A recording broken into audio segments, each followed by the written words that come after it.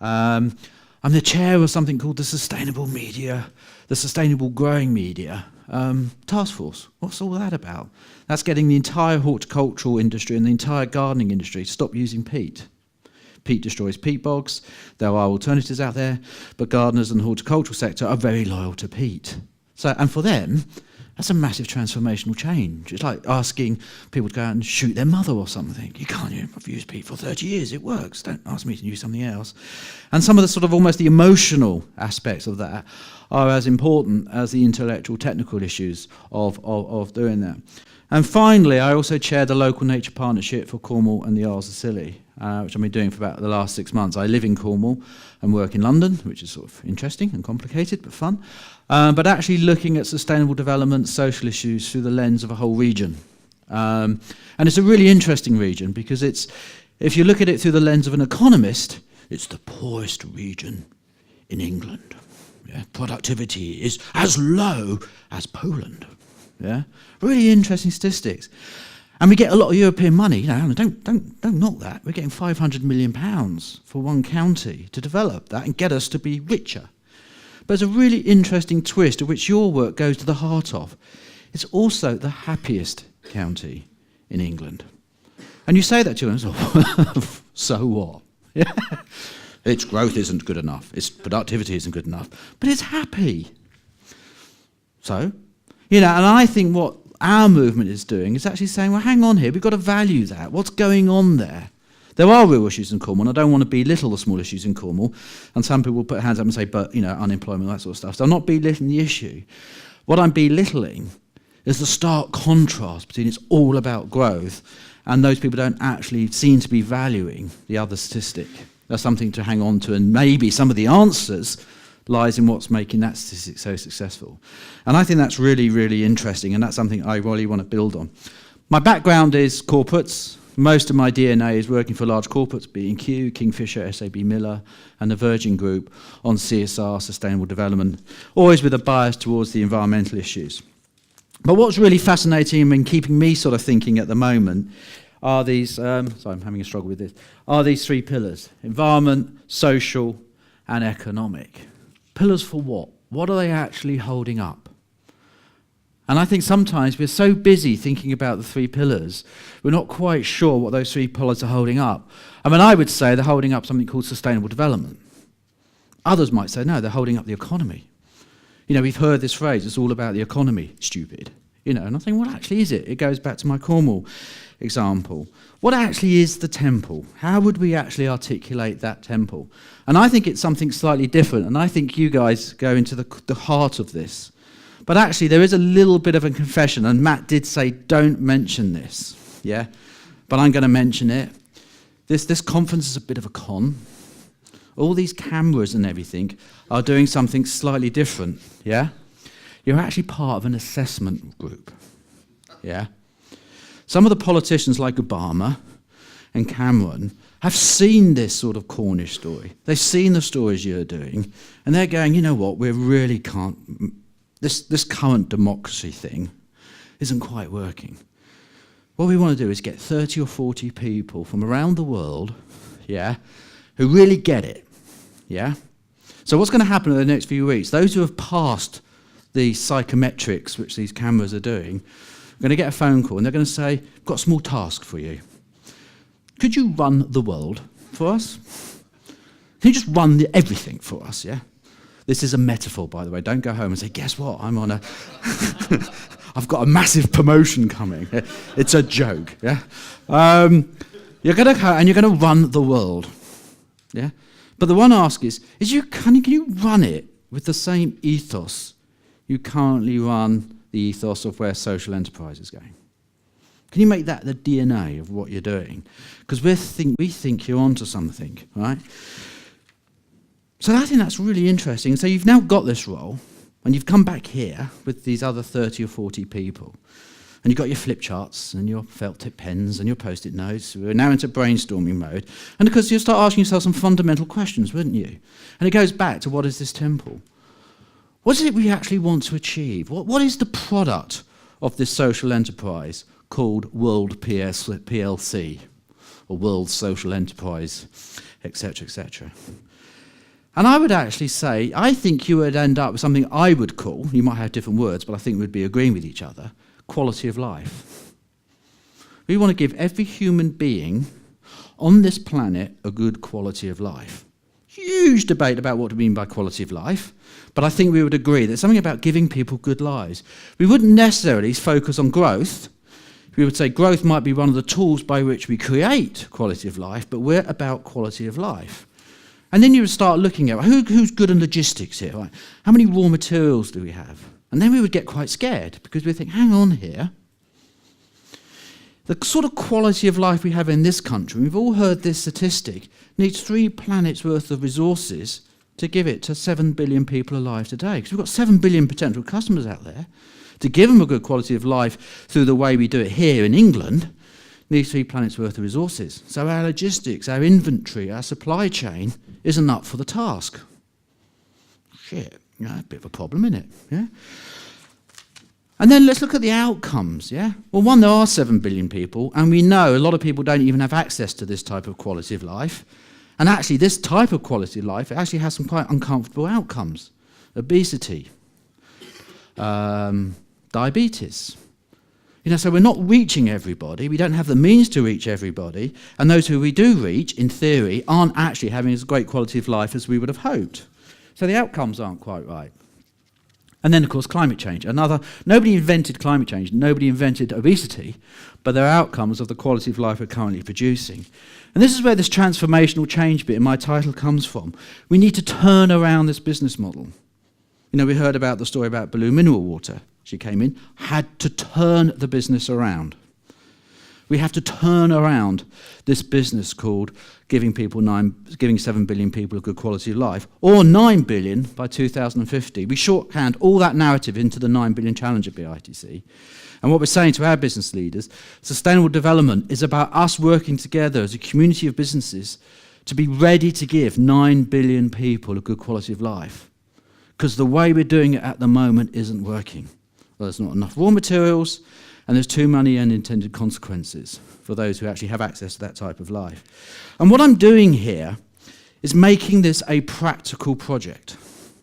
And I think where the environmental movement, and even I as a sort of professional CSR person, sometimes get slightly stuck, is we make this slightly ethical. We make this a bit like a moral judgment. You're unsustainable. I'm here to talk to you about sustainability, yes, because that's right and that's ethical, yeah? And it's a very subtle but important tone of voice here, which I'm trying to change. What I'm trying to say, no, actually sustainable development is a practical project. Most of the successful business leaders we've seen, be them massive Ian Cheshires or the smaller social enterprises, are very clever at what they do. That's why they're in those roles. That's why they succeed. And they're good because they turn sort of value-driven ideas into practical can-do projects. And that's what I'm trying to do with this narrative. That's what I'm trying to do with this sort of metaphor. You're now 30 people. You've got a very practical problem. It's not an ethical problem. It's a practical problem. We've got to change the way we do things in order to make sure that 9 billion people by 2050 enjoy a good quality of life. It's a practical project. The building of a temple is a practical project. Architects, stonemasons. Yeah? At some stage, it was just somebody with a plan saying, we'll do that by then, we need that skill set, we need that skill set in that place at that time, that's how much it's going to cost, and that's what it's going to look like when we finish. Yeah? That's what we need to do with sustainable development. That's what we need to do with CSR. And I think we're getting closer, and that's what we're trying to do at BITC. And what I say at BITC is I use the Apollo landing. I'm 50 this year, so if you do the maths, one of my first memories was sitting at lounge with my mum and dad watching the man walk on the moon. Yeah, very exciting. I still remember it today, and we still talk about it as a moment in history when mankind did something clever and special. Yeah, and what it also shows is that mankind can do anything when it wants to. And again, it's another important ethos of sustainable development. Rather than it's always too difficult, we put a man on the moon. We can do anything we want. Yeah. But the important thing about putting a man on the moon is we decided to put a man on the moon. The first thing you need to do is actually decide to do it. And that's the problem with sustainable development. We talk about balance. Sustainable development is the balance of the 3 pillars. I'm not sure what you're asking me to do. Yeah? And also the point about balance, there's a tone of voice there, again, which is slightly off message. Balance means slow down, stop, be careful. Yeah, I'm balanced now. Yeah, sustainable development is actually a really urgent problem. Rainforests are on fire. The oceans are boiling. The climate is changing. People are ill now. People are killing themselves because they're not happy. People are starving in Africa. Come on, get on with it. Yeah.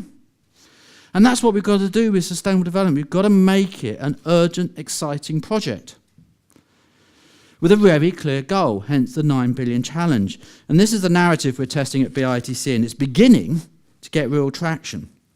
But the other thing about sustainable development, where I think you guys are also making, this movement is making a really important contribution, is this notion of specialism. 170,000 people worked for 9 years to put 2 men on the moon.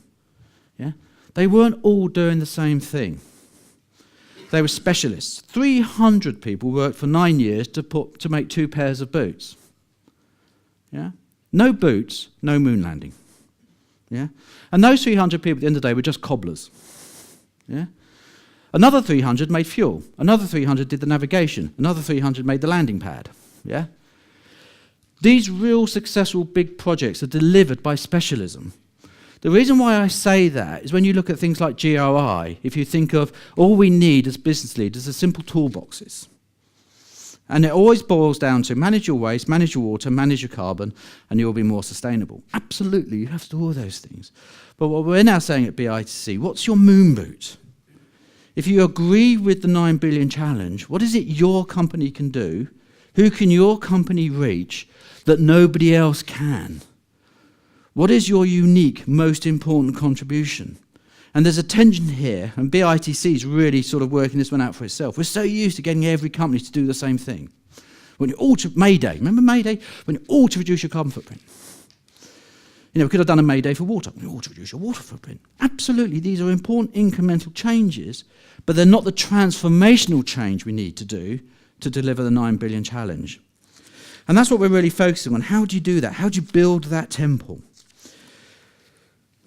And so what we're now saying is, and what I've and all these different roles I talk about really help me realise this, it actually boils down to very simple questions and very 2 important points of intervention. It's all about choices. And what we need to do as a movement is actually help people understand what choices they have. And so I say it now boils down to 2 places where choices are made which really matter. One of them is in the boardroom of companies large and small. And the other one is in the sitting room of customers. And so the first one are the boardroom questions. What type of business do I want? What type of business model do I need to have to be fit for the future? What type of business do I need to have a clearly articulated moon boot type contribution towards the 9 billion challenge? And the other set of questions is me as an individual. Yeah? What type of life do I want? Yeah? Let's go back to the boardroom. The boardroom questions boil down to sort of 5 themes. And what we now say is if you're a company, large or small, if you don't have these debates at board level, say every 6 months, you don't get sustainability. You're not part of the Apollo. You're not part of the Temple building project, yeah? Megatrends. How will these big megatrends affect my business? You know, if I'm an iPad designer, I'm listening to the market. I want a bigger iPad. I want a cheaper iPad. I want a cooler iPad. I want a faster iPad, yeah? You have to do all of that. Fine. But that's only half. Don't just listen to the market. Don't just listen to what your customers are asking. Listen to the science and what the megatrends are saying. Climate change, obesity, and all that sort of stuff. Is there a link between iPads and obesity? There's a lot who argue there is. So what are you going to do as the iPad manufacturer to decouple that link between, child health and your product? You're part of that social movement. You've changed the way families operate because of your technology. What can you do differently to make sure that trend creates a positive social outcome and not deny the fact that the negative ones have something to do with you? So look at the science, look at the trends, and use them to shape your business as much as what the market wants for the actual details. Yeah? The second one I've already talked about, which is what's your unique contribution? What is your unique contribution towards the moon landing or the 9 billion challenge? The third one is what do you as a leadership team want to be remembered for? 2050, you're not going to be remembered for 4.6 like-for-like growths in 2014. Yeah? You have to do that, and that's important, but you're not going to be remembered for that. That's the day job. What's your big personal contribution as a leadership team? Yeah? Balance. Have you got the balance right? And by this, we normally mean short-term and long-termism. The biggest challenge for business leaders, and I think politicians, is short-termism. The next year matters so much, I can't even think about 2 or 3 years' time. So you're making the wrong decisions in the short term. How do you engineer your decision-making process to include long-term? And finally, what is the ask of your customer? Because we're actually asking you, ultimately, to transform your business model from linear clothes buying, grow it, make it into a t-shirt, throw it away, to what Marks & Spencer's called shopping. Grow it, sell it, put it back into the system and use it again. Yeah? B&Q, with Street Club, moving from selling power tools to creating the platforms for people to lend each other their power tools. Great models, tick all the boxes from the stuff we're working on, but ultimately you have to ask the customer to do it. Yeah? You can't do that on your own. So what is that ask? How do you need to engage your customer in with that transformational change?